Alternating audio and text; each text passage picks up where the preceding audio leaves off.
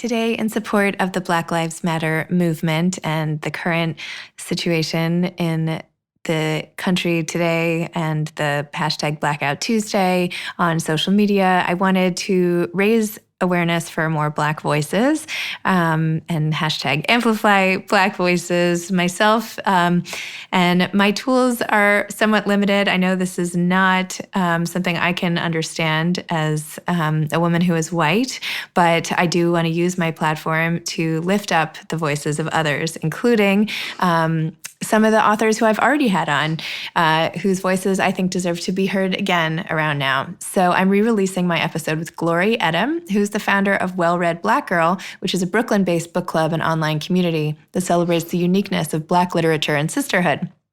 She and I spoke in my apartment, oh my gosh, when was this? I don't know, maybe 5 months ago or so.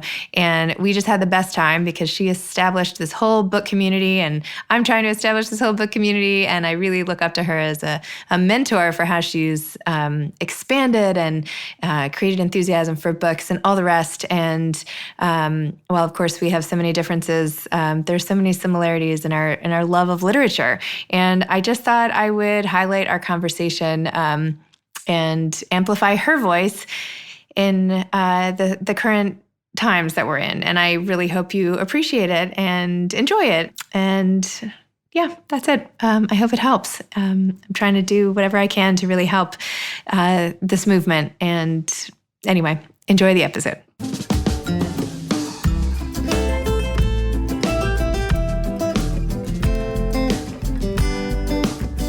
Hi, I'm Zibby Owens, and you're listening to the award-winning podcast, Moms Don't Have Time to Read Books. Please sign up for my newsletter at zibbyowens.com for updates on podcast guests and lots of live events. Today's episode has been sponsored by Tink.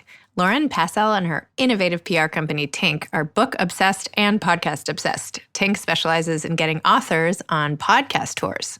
Forbes called it the, quote, the first podcast PR company for authors. This is like the coolest idea, I have to say.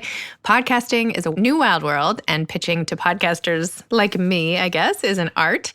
So Tink specializes in setting authors up for success. To learn more, you can visit tinkmedia.com or subscribe to Lauren's podcast newsletter at podcastthenewsletter.com. So definitely check out Lauren. She's amazing. And for any authors out there, you should definitely check her out for getting your book onto fantastic podcasts like this one and so many other book podcasts out there, and all types of podcasts. I'm here today with Glory Edim, who's the founder of Well-Read Black Girl, a Brooklyn-based book club and online community that celebrates the uniqueness of Black literature and sisterhood. In the fall of 2017, she organized the first ever Well-Read Black Girl Literary Festival. She's the editor of the anthology Well-Read Black Girl, Finding Our Stories, Discovering Ourselves. Glory has a background in startups and creative institutions, including Kickstarter, the Webby Awards, and the New York Foundation for the Arts. She received the 2017 Innovators Award from the Los Angeles Book Prizes for her work as a literary advocate. She serves on the board of New York City's Housing Works bookstore, and she currently lives in Brooklyn, New York. So welcome, Glory. Thanks for coming on Moms Don't Have Time to Read Books. Thanks for having me. Of course. So Well-Read Black Girl, Finding Our Stories, Discovering Ourselves. Tell me about this book. Yes. So this all started from me developing this community, Well-Read Black Girl Online. And I had this love for books that I had read in my childhood and at my college, Howard University. And I wanted to share that same feeling of being this well-read, educated, vivacious, curious Black girl in the world. And I felt like there weren't enough representations of Black characters. And by starting a book club, starting this online platform on Instagram and Twitter, I was able to kind of pull everyone together. And we were just sharing the love of our first books, whether it was Toni Morrison or Alice Walker or Maya Angelou. We were just having these great conversations about what it means to be a Black woman in the world and what it means to be sometimes feeling a little bit isolated, and how we can come together and just change the perceptions of what it meant to be a Black woman. And it really, really started because my partner made me this shirt that said Well-Read Black Girl, and I would wear it on the subway, and people would start having conversations with me and talking to me. And I was like, there's something here. I want to really elaborate, and expand what this means to be a well-read person. And now it's turned into this whole literary movement from that one shirt and that one idea. It's really grown into this whole other new experience. So take me step by step. Yeah. You wear the t-shirt. Yes. People keep coming up to you on the subway. Right. Then what happened? Then you decided to make an Instagram account? Yeah. So my background has always been in marketing and media. So I studied broadcast journalism at Howard, and I've always loved writing. And I never, until recently, now I'm calling myself a writer and editor, but I was just always someone who was passionate about literature and creative writing. And so I'm wearing this shirt and having these conversations. And so Instagram was like a new medium that I was like playing around with, and I was curious about. And when was this? 2015. Yeah. So my birthday's in December. So the December of 2015, my partner got me the shirt. And then in 2016, in the spring, I actually started a book club. And the first book club actually was not a book by a Black woman. We read Ta-Nehisi Coates's Between the Worlds and Me. Yeah. And I just had like maybe like 8 or 10 people, friends of mine. It was both men and women. And we were talking about the book. And Ta-Nehisi is also alumni of Howard University. And so we were just like really moved by the storytelling and the structure and just like our experiences at Howard. There were a couple of book club attendees that were also alumni. And it was just like this really great, fun experience. Also, I was new to New York, which is like a big thing too. I had just moved from DC, where I'm originally from. And so I was like craving like fellowship and trying to meet new people. And a book club just felt like the easiest way to kind of like gather new people. And so when you're in a book club, it's like a little bit comfortable to talk to a stranger because you're like, okay, our common like bond here is this book, and we can go beyond that. So that's how it happened. So where did you have the book club? We did it at the time I was working in Dumbo, and there was a space. It was a book space. It's a Varso Books. They have a space in Dumbo. And so we hosted it there. I had a friend who like had access to that space. And so yeah, we hosted it there, and it was really great. And after that experience, was like, okay, I want to do this again. And I was reading a book called The Star Side of Bird Hill, which it was the debut book of Naomi Jackson. And she is a native of Brooklyn. She's also from the Caribbean. And the book is beautifully written. It just talks about these two young girls who their mother experiences depression and just like all these kind of just like unexpected circumstances. And suddenly they have to move from their home in Brooklyn, and they have to move with their grandmother in the Caribbean. And it's a beautiful coming of age story. And so I read that book, and then I went to Greenlight Bookstore where Naomi was signing books. And at this time, I probably had like, I don't know, I had less than 100 people on my Instagram, but I was like kind of documenting everything. And so I showed her my Instagram, and I was like, I really love your book. It's beautifully written. Me and some friends are going to gather for a book club. Would you like to join us? So Naomi was the first person to come to like the official Well-Read Black Girl Book Club. And I did a newsletter and invited people, and I wasn't thinking like too many people would come. I was like, if someone sees this and they join, like, great. But, again, I didn't have like these really high expectations. I just was like, okay, I'm going to do it and to see. And so she came, she said yes immediately. And it was so beautiful. Like she came, and not only did she talk about the book, but she talked about her experience as a writer, like, being in MFA programs, her writing process, like all these things that I wasn't expecting. So it turned into, and a lot of the women that attended were like aspiring writers, and they were also from the same area that she was from. And so like it just, again, we're talking about the book, but it spins off into these other beautiful conversations about identity and about motherhood. I have a really complicated relationship with my mom. So there were themes in the book that like stood out to me and resonated with other readers. So that was the book club that really solidified, okay, like book club for sure, inviting the author to join us, having it be a debut author, because that also added to the eagerness of her joining us. It was her first book, and she was really excited that this group of Black women can't come to like rally behind her, and we're supporting her. And it was like this reciprocal, just like love for both of us. And now Naomi and I are great friends. And it really just started from that one moment where I was like, do you want to come to my book club at Greenlight? Like I would have never predicted it would like morphed into this whole other thing simply because I had like the courage to say, to do you want to? Like, can you join us, Yeah. And luckily I have that very special moment documented because my partner is a filmmaker and he was like, oh, this is cool. Like, I'll record a little bit. And so he did a little bit of video of all of us talking and Naomi, and he like put it together like almost like a little trailer of the book club.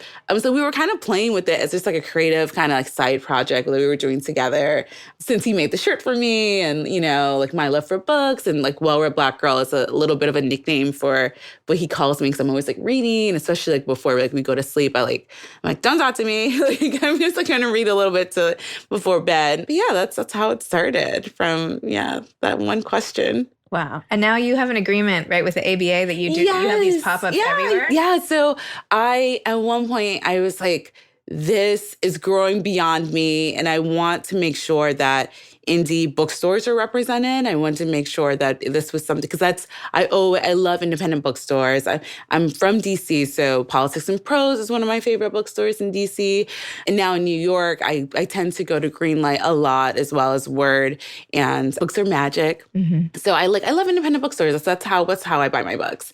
And ABA is the American Booksellers Association. And I was at a conference and I was talking to one of their lead strategists about just like how I could expand. And she's like, you know what? We should do a partnership. Her name is Joy. She's just amazing. She's actually now she's their COO, I believe. You can like fact check that for me. But Joy is so amazing. And she just was like, okay, we like work with every single bookstore in the country. Like why don't we do a partnership where you share your recommendations and you can work directly with the bookstores and the booksellers? And I was like, okay, great. So we did like a pilot and we kind of, figured out like how to do a newsletter. And I went to their institute this year, which was awesome. And everyone is just so excited. Like, and it ranges from like, bookstores in West Hollywood, like Book Soup, to, small bookstores in Maine or in Atlanta, Chicago. They're like everyone kind of, I'm giving them the books, but they're able to adapt and make the book clubs to fit their community. So for example, one book club, it's a Well-Read Black Girl book club, but they're really focused on teens. So they do all YA books and they read stories that I suggest, but they also come sometimes pick some classics and, kind of adapt it to what they're interested in. And I've gone to visit some of the bookstores. Like I went to Detroit to go visit the booksellers at Source Books, which was really awesome. I've definitely gone to, I'm in LA a lot, so I love visiting Book Soup. They've like found a really great way to integrate it into their marketing, so they do a lot of social media. So everyone kind of like does their own thing with it, but it's still under like the banner of Well-Read Black Girl, and the focus is still supporting Black women writers as well as non-binary writers and, writers of color. And it's really about like pushing the diversity initiative in a way that feels genuine and really is making like real change. Like you can see the conversations, you can see the bodies in the bookstore that are introducing new communities. Some bookstores have started partnerships with schools and community centers, and people are being innovative about how to just introduce new diverse books into their stores, into their communities. And it's not just about like saying, oh, we have this cover where there's a lovely person on the, person of color on the cover. It's like, it's more than that. It's like actually like introducing these books and having conversations and dialogue. And it's really community driven and intergenerational as well. Like I love the fact that like moms and daughters come in together and they have conversations, and it's just more, it's like something I could not have predicted, right? Like that conversation with Joy really changed my perspective on how I could expand and how I can grow, because I still do a lot of stuff by myself. It is like myself and some volunteers. I'm still trying to figure out the infrastructure of like the business. But ABA has been an awesome partnership. It's been so cool. And tell me about the literary festival. Oh my gosh. So, okay. So much to talk about. So 2 years in 2017, after the book club had been going and had been pretty consistent for 2 years, I decided that I wanted to do another thing. I was like, we should do a festival. And this idea came about because I was having a conversation with Tiari Jones, who I'm a huge fan of her work. And I had the opportunity to meet her at a gala where I was there because of Toni Morrison. We were honoring Toni Morrison. It was the Authors Guild Gala. And it was like the first kind of like fancy event I was like going to as well-read Black girl representative. And I was very shy. Of course, I was like kind of waving in the corners, like, bowing down to Miss Morrison. And Terry just came up to me and we like started having a conversation, and she just was so warm and glowing. And I'm, like fangirling inside, kind of like doing like cartwheels because I love this author. Like I've read all her books. I love like Silver Sparrow. And at that time she had not published American Marriage yet. It was like just about to come out. I loved that book, by the way. So incredible. Yeah. So incredible. And so, but she like, her presence and her warmth is just she's like sun. Like she just like fills you with so much warmth. And I met her and immediately felt like I had a new friend. And so we were having this conversation, and I was riding. We decided to share a cab home together because we were uptown and we were going back to Brooklyn together. And in that car, we were just having these great conversations. And I told her this idea. I was like, I think at one point I wanted to do a literary festival, but again, it was like 2017. So I was like planning for next year. And she looked at me like, you should do it this year. And I was like, I don't know. I don't think I could do it. I'd have to do a keynote. I'd have to do all this stuff. I was like, I don't know if I have the time and energy to like plan a festival in 6 months. And she was like, no, you can do it. She's like, I'll come. I'll be like one of the main people. I'll help you. And I was just like, what? Again, we had just met. So just like, oh my God, I don't know. Like that's a lot. But she was just so adamant about it. And her passion, her excitement gave me confidence that I could do it. So I was like, okay. So 2 weeks later, I planned a Kickstarter. I did a crowdfunding campaign. I reached out to the authors that had already participated in the book club in the past to see if they were available to be part of it. Everyone was so gracious. The community was on board. And it worked. Like we ended up raising like $30,000. We had Terry there. We had Jacqueline Woodson. We had Morgan Jerkins. We had Ashley Ford. All these people I definitely consider just like amazing authors and friends now, like throughout the years. Okay, you're going to have to like connect me to some of these people who I would be like dying to have on this podcast. Yes, of okay, course. We'll regroup after. So it was just like all these amazing people were in the room and we were having this conversation. And then, thankfully there was amazing press too. So it just was like this movement that everything was kind of falling into place. And so now that was in 2017. And we just did our third festival last year in 2019. And I added a second day. So I added a family day because moms, it's so important to like help the moms and the kids. And so I added a family day this year. And I just can't wait. Like, I can't wait. I'm trying to figure out this year. Like, I'm still doing the logistics, like the venue and stuff, where we're going to have it in November. And it's going to be great. Like, I think, like, I'm excited about year 4, but I think year 5 is really going to be it. I'm just like, 5 is like our big year. We're going to plan even, I'm just really... It's been great. And so that's kind of like the outside of the book clubs, the festival is really like our banner event. Everyone comes in. It feels like a big family reunion of sorts, everyone. And now I've been able to find a way to really produce it in a way where I understand how things work now. So I'm like really focusing on genre. I've invited a lot of academics to participate. And this year we had Sadia Hartman come, which was just like so inspiring. Her book, Wayward Lives, really changed the way I've been looking at how one uses the archive and how we can like tell our histories through preserving, images and photos of the past. And it just like has opened up my mind. So many great things. So that's the festival. Amazing. Yeah. So how this is like a silly question, but how inclusive versus exclusive is this event to all sort of races? Because I'm obviously not Black, I'm white, but this sounds like an amazing event. I'd want to take my kids to the family day, but is it only for Black people? Well, it's a space that is like centered on the stories and narratives of Black women and Black families. And we do definitely invite allies to participate and join us. And I think it's really about having people centered on the mission. So if you are supportive and understand that this is a space for Black women to congregate and you want to join in order to like uplift and to learn more, definitely. I think also another thing that I'm very keen of, that there's so many mothers that everyone has like their different families. So there's like biracial families, there are folks that adopt Black children. And so I don't want to isolate like people on this premise that there's like, this is only for Black people, but you have to understand like this is a space centered on Blackness. And if you want to be in it, there's a mindset that you have to kind of like adopt in order to, decenter yourself, So it's like so many times when I'm walking into the room, I am the only Black person, whether it's in a corporate environment or, with the exception of my college experience, I definitely decided to go to a historically Black college because I wanted to kind of figure out who I was in the world when I wasn't being compared to someone else, when I didn't feel like I was being tokenized. And that experience in college really, I'm confident there's no way I could have developed Well-Read Black Girl without that, because I feel confident in every space. And I don't feel like I'm like minimizing myself or trying to code switch, as people call it. Like, I'm always just being myself.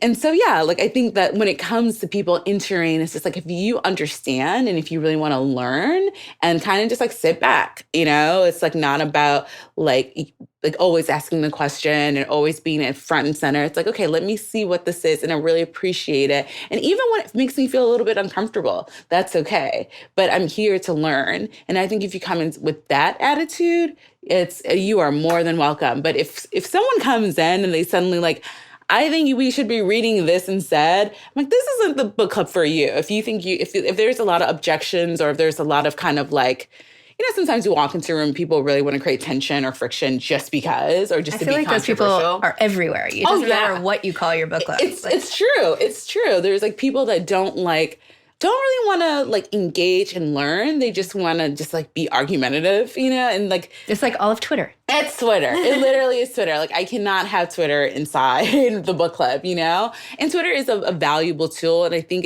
social media has like lent exposure and visibility when it's used like in a way that's like really innovative, and it gives people more platforms and space, but it could also be really toxic too.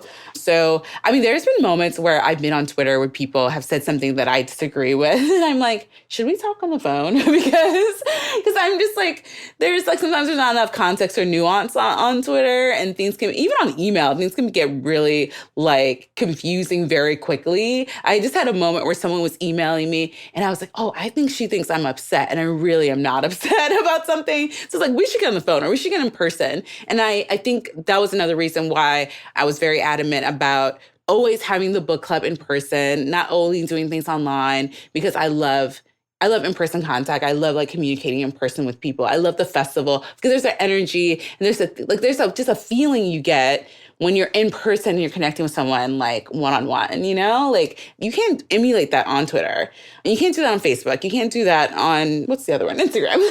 So it's really important for you to be in contact with people and like communicate with them.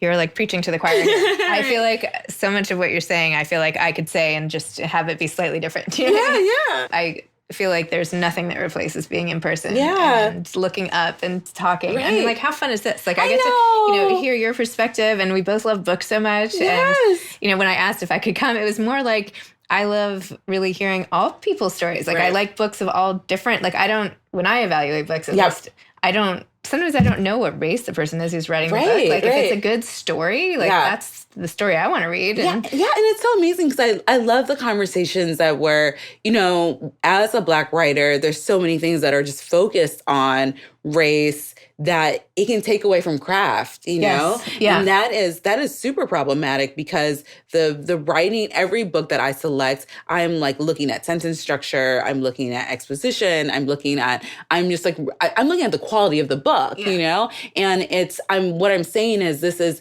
no less of quality simply because it's a Black writer. No, why would it be? Why would it be? No. But some people would, question that. No, they wouldn't. Really? And it's crazy, but that's the thing. And that's why like the publishing industry is, has really taken to the movement because it's like, I have this platform where I'm able to like profile and like really uplift these stories. And in my mind, I'm like, this isn't new because I've been reading, these books forever. Why aren't these on the forefront of the minds of so many different readers? Like, why are we like sectioning things off as like, this is, a Black genre? Like, no, like these are great storytellers and they deserve the recognition. Do you feel like they're being sectioned off?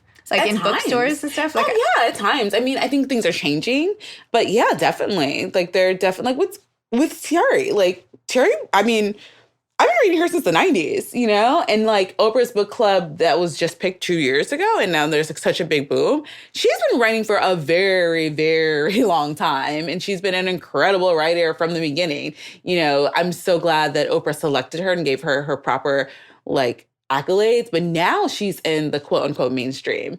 I've been reading her forever, you know, and like Silver Sparrow, it's being published and re-released, but that book is can stand right next to American Marriage, and there is no separation. But now she's being discovered, you know, years later. And I think, yeah, of course, things take time. I feel like the same thing. I have writers that I've been following for 20 years. Yeah. And I'm like, oh my gosh, how amazing. Now, like, but I was in college or something. Right. And this is what got me through like Exactly. a weekend in college that I remember like it was yesterday. And now now look at this. Yeah, and so now that, you know, so sometimes it's like, it's about time. But, you know, I think it is more challenging as a Black writer to get that boost, you know? And I've seen the difference like it makes when I post something on Instagram. I see when people say, I'm pre-ordering now, you know, and like that I love that, you know, and I don't get, you know, I'm not getting like a royalty check for every like like heart or like thumbs up. I just want to know that I'm having my small impact on changing what the canon looks like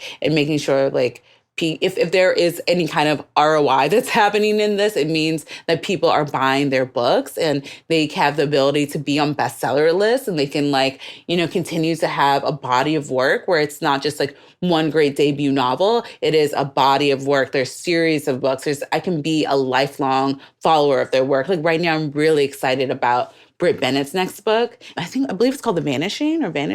But her first book, The Mothers, we read it for the book club. You know, it was her first debut, and just like I loved it. And we had so many great conversations. And now she's writing her second book. The same thing with Nicole Dennis Benn. We all read Here Comes the Sun together, and then her second book, Patsy, we read it together. And it just, I mean, now it's just like it goes beyond just like, okay, this is your debut book. This is just like, how can we like be fans of yours forever? And I love that. And I love just like, I love reading, you know? Well, I think some of the power of reading, and I know a lot of the people who contributed essays to this anthology feel the same way. I think there's two things that are really powerful. One is the ability to see yourself. Yes, right? 100%. And to identify something that maybe you haven't articulated, and you see it in a book and you're like, oh, I feel so understood. Mm-hmm. And there's that like sort of humanizing, amazing element of being seen or being understood or helping you sort out your own things. Right. But then I also think it's really important to get other people's points of view. Oh, yeah. And that like, okay, maybe, you know, I wasn't in this country at this time, but that's such an interesting story. Or, right. Getting other people's point of views. And I feel like things right now, there's like so much divisiveness in the culture. Yeah. And I think now more than ever, not to feel it, not to be on any sort of platform, but it's so important to understand other people's point of views and remember that like, ultimately we all are like, moms, like, or women or men, or going through the same things every day. And we may look different and we may have different cultures, but like some of those fundamental human thoughts and feelings, it's all the same. Yeah, it really is. I agree with you. And so why like keep all these like borders? Like, I don't know. Yeah, no, it's really complicated because I think there are less spaces where we can come together and have like honest dialogue about things. But books allow us to kind of go through the perspective of another person and just like really take in their insight and just like be with ourselves. Like, would I do that? How do I feel about that? You know, and like make a decision without, you know, feeling threatened or judged by another person. Because I think a lot of times people are afraid of judgment. They're afraid of being wrong. And that has actually been one thing that's helped me excel. I've gone into spaces where I'm just like, I don't know what I'm doing. And I'm really okay with admitting that. I'm okay with like being wrong. I'm okay with asking questions. I'm okay with quote unquote looking stupid because I'm just like, well, how else will I learn? You know? And when people ask me questions about like how you did this, I'm just like, I don't know. I just like really experimented. And I also give credit to being in a space where I did work in like startup spaces. And that's all about like iterating and pivoting. And I watched a lot of men excel and clearly not know what they're doing, you know? And so I'm just like, that is what everyone is doing every day. We're just trying our best. And if you can kind of like work through the failures of whatever you're doing, it will eventually lead to a success. And I think also being patient with yourself is so vital because had I kind of given up after a year where I consistently had, again, like under 100 followers, for the first year. Like I remember being at Christmas one year, I was with my little brother and I was like really geeking out because something I don't know who like retweeted me, something happened and I started getting all these followers and like the whole day on Christmas, I was like, oh my gosh, you know, I was like, oh, so excited. And my brothers were like, what are you doing? Like, what is this world? And my mom still doesn't know what, like she's super supportive, but my mom was a registered nurse. She just is like, this is your job. Now she really has no full understanding, but she just is supportive and loving. I think every time she comes to the festival, she gets it a little bit more. This year, she became like a little bit of an event producer. She was in the back, you know, she was like hanging out with talent. She stayed with Stacey and Chin like the whole time. It was hilarious. But she sees it and she's like, okay, like this is your work. This is like your growing community. She sees it and she starts to understand. But you need time. Like things need time to develop organically, and you have to be patient with yourself. And it's not about it just happening instantly. I also think, I mean, just because, again, you've like stolen things that were in my mind about my own. Like, no, because in the beginning I had like 20 people downloading this podcast. And I'm like, I don't know. Well, I'm just going to try something new. Or I'm just going to keep going. And I think part of it, though, is passion. Like you and I both, like we feel so passionately about what we're doing and helping spread the word about books that we care about and stories that we care about and whatever. And sometimes that's enough. Yeah, right? It is. Like, why would I stop? Like, even if nobody listened tomorrow, I'm still having a blast. That's so funny because, that's how I feel too. Like, I do honestly feel that way. Like, there was like all this hoopla about, oh my God, you're going to be like the next Oprah and this and that. And I came like, no. Oprah is Oprah, you know, and like I love and I'm completely obsessed with her and I respect her and I feel like she has set the precedent for so many things. But I just really like wanted to make new friends and read books and that was it. And now it's grown into something else. And now what has changed is like, I do feel like an immense responsibility. I do feel like there is when things happen that are really just like irresponsible. I do feel like I have a platform and a space to speak out and help others. I do feel like I'm gaining more power. I'm feeling more confident in myself to challenge things. And so it's not simply about just, okay, I'm making friends or reading books. Like I'm really trying to make an impact that is lasting. And I see so much of the work that I'm doing as part of my own individual legacy. So writing the book was so crucial for me because they shifted so many things. It was like, okay, this is not only on a digital space. This like isn't a book. I have a book. Like you can like find this book 10 years from now, 100 years from now. Someone's going to pick it up and read it and be moved by it and feel the way I felt when I was 19 and I read Toni Morrison, you know? So like it was really crucial for me to create something like offline that was a beautiful like piece of art, you know? Let me read just a couple quotes because I know we're like almost out of time here and I could talk to you all day. And you are like such a role model for me, by the way. Like if I could grow my like little platform into what you've created. Anyway, so you're like a total role model, just FYI. So anyway, so I'm just going to read quickly a couple quotes. In your introduction, you wrote, reading highlights the intersection of narrative and self-image to create compelling explorations of identity. Reading allows us to witness ourselves. Being a reader is an incredible gift, providing me with a lens to interpret the world. Most important, it has invigorated my imagination and allowed me to choose which narratives I want to center and hold close. That was amazing. I was like star when I'm ready. You also said, so this was a quote from Danielle Clayton is talking about reading Coffee Will Make You Black by April Sinclair. And she said, not much happens in the book, but when I read it, everything happened for me. It was the right book at the right time, which as a former librarian, I can tell you is the most important thing in the entire world. Yes. Which I completely, I'm sure you agree with. I mean, the right book at the right time is like life-changing.